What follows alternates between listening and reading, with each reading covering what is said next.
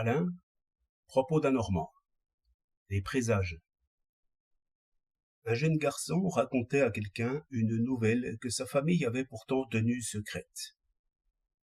Comme on lui demandait comment il l'avait apprise, il répondit: C'est bien simple, j'ai écouté aux portes. Et il ajouta, le petit philosophe: En écoutant aux portes, on connaît l'avenir. Voilà un mot profond qui m'a rappelé des histoires d'autrefois. J'ai entendu conter que certaines personnes avaient vu plus d'une fois l'avenir en rêve.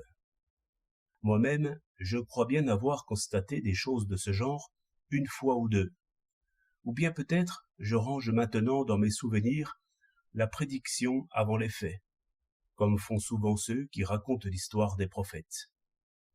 C'est bien là une question d'histoire, c'est-à-dire une question que nul ne peut maintenant résoudre. Quel qu'ait été le fait, voici ce que je répondais à ceux qui se laissaient un peu trop émouvoir par ces espèces de miracles. Il y a des cas, leur disais-je, où il est clair que l'avenir existe déjà, et qu'il ne nous manque qu'une vue un peu plus perçante pour l'annoncer aux autres.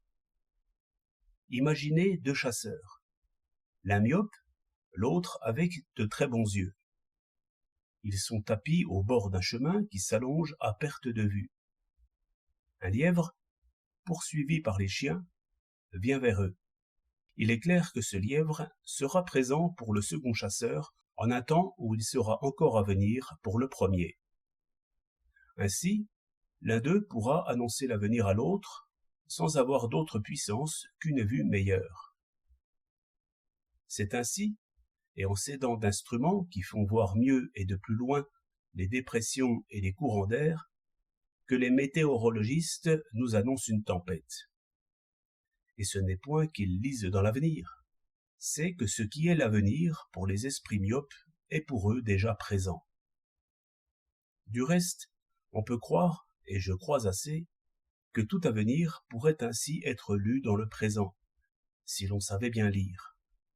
Il n'est donc pas impossible que, par un redoublement d'attention joint à des sens extrêmement délicats, certaines personnes, dans le silence des nuits, entendent l'avenir avant d'autres.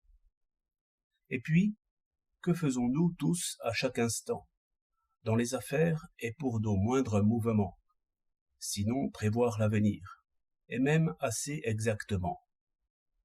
Je prévois que le tramway va passer ici.